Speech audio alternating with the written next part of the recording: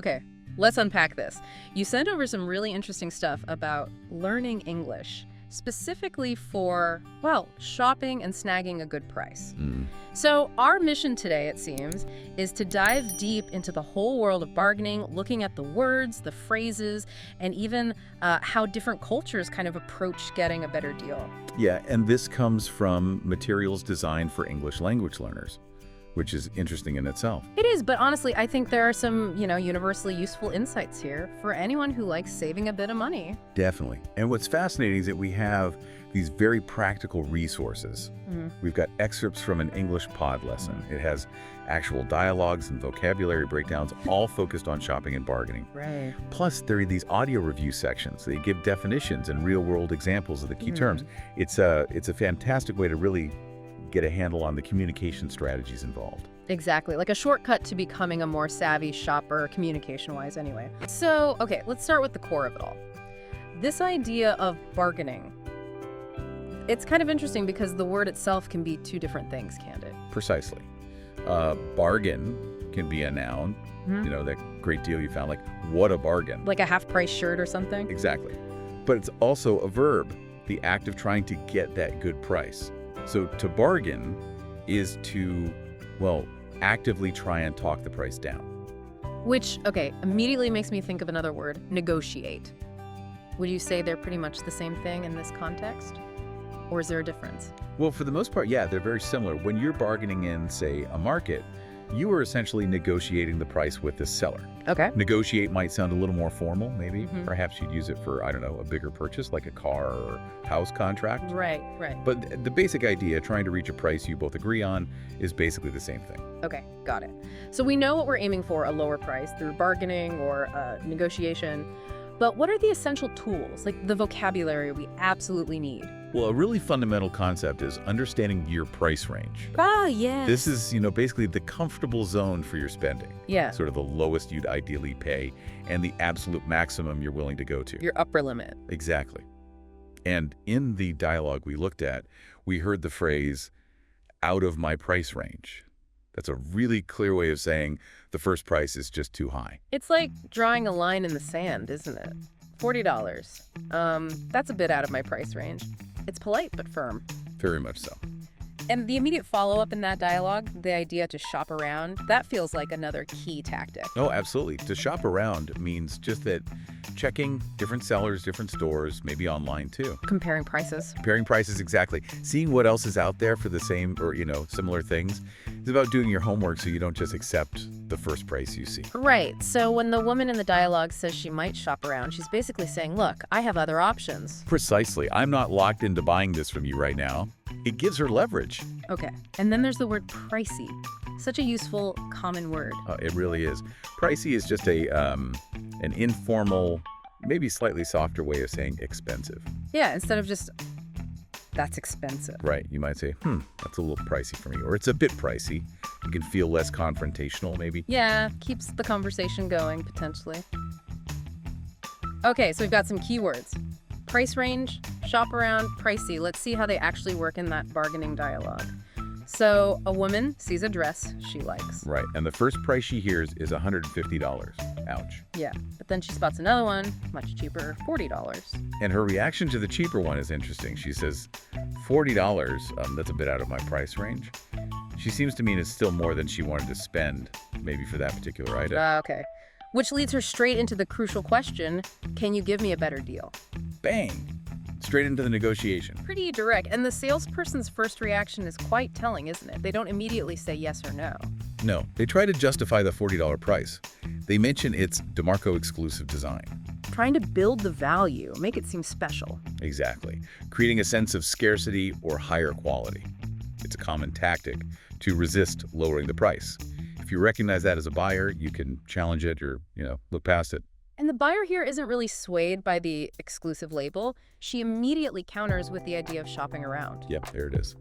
Using that leverage we talked about, the unspoken threat, I might just go somewhere else. And it seems to work, because the seller quickly pivots and offers the original $150 dress for $100 instead. A big drop. A significant drop. But the buyer, she doesn't jump at it. She says, that's still more than I wanted to spend. Still holding her ground?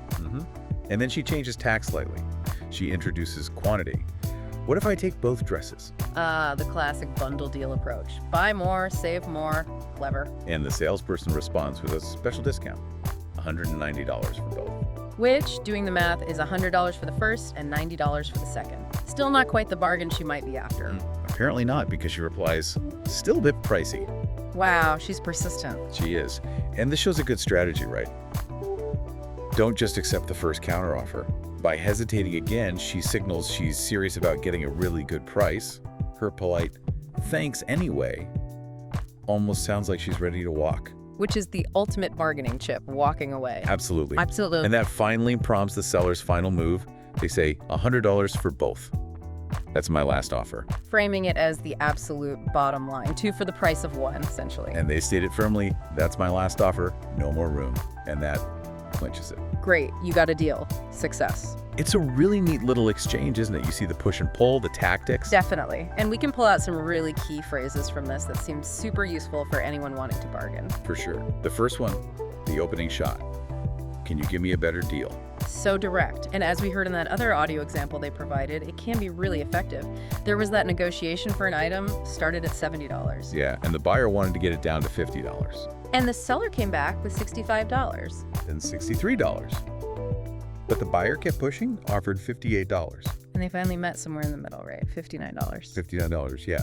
But interestingly, the buyer didn't just get the price down. They also managed to negotiate getting a charging dock thrown in. Oh, nice. Added value. And a discount on the extended warranty, 20% off. So it shows bargaining isn't always just about the sticker price. Good point. You can negotiate for extras or better terms. Okay, another crucial phrase from the dress dialogue was, that's still more than I wanted to spend. Yes. Polite but firm pushback. It signals your limit without being rude or shutting things down completely. Leaves the door open for the seller to maybe reconsider. Exactly. And then the power phrase.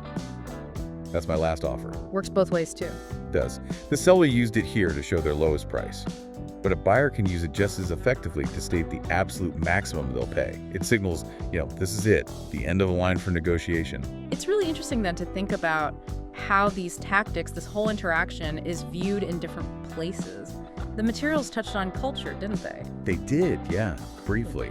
The speakers in the lesson mentioned that in Canada, for instance, bargaining like this isn't very common. You generally pay the price that's marked. Right. Maybe except for cars or houses, like you said. Probably. But then they contrasted that with Ecuador, where apparently, especially in traditional markets, bargaining is very normal. It's almost expected. Huh. So it really underlines that shopping isn't just transactional, it's also cultural. What's totally normal one place might feel awkward or even rude somewhere else. Absolutely. And I like the phrase they use that in some cultures, bargaining is almost like an art. Yeah, that's a great way to put it. It suggests there's skill involved, maybe some social awareness, even a bit of playful back and forth, not just cold hard cash. A negotiation dance, kind of. Something like that. And just to make sure these key ideas stick, that audio review section they mentioned seems pretty useful for recapping the vocabulary. Yeah, it went over terms like out of my price range, obviously, but also deal, exclusive, bargain, the noun and verb again, shop around, discount, pricey. All the ones we've been talking about. Mm-hmm. And others too, like offer, cash, credit card, promotion, negotiate, the formal cousin, and even freebie. Everyone loves a freebie. Who doesn't? And hearing the definitions and then an example sentence like, I got this shirt for half price, what a bargain. That really helps cement the meaning, doesn't it? Definitely. See how it's used in a real context. So, okay, wrapping this up, what's the big takeaway for you, the listener? Well, whether you're actually planning a trip somewhere, bargaining is the norm, or maybe you just want to feel a bit more confident asking for discounts sometimes. Even on smaller things, maybe. Yeah, understanding these phrases, these approaches, it can be genuinely valuable. It's not just about saving money, though that's nice. It's also about engaging in a different kind of interaction, maybe getting something you really want at a price that feels, right for you. And here's something else to maybe chew on. Think about what makes someone comfortable or uncomfortable with bargaining. Is it purely about the money? Or is there more to it, like personality, confidence? Exactly. And how much do our cultural backgrounds shape how willing we are to even try haggling? It seems like this dive into what looks like a simple language lesson actually opens up some bigger questions. Yeah, questions about communication, how we judge value, those fascinating differences in cultural exchange. So what really stands out to you from all this? Have you ever been in a bargaining situation? Maybe it went well, maybe not so well. We've probably all had both experiences. Probably. But maybe think about how these ideas might apply next time you're out shopping. And who knows, maybe you'll feel inspired to try out a phrase like, can you give me a better deal? See what happens. You never know unless you ask. Where?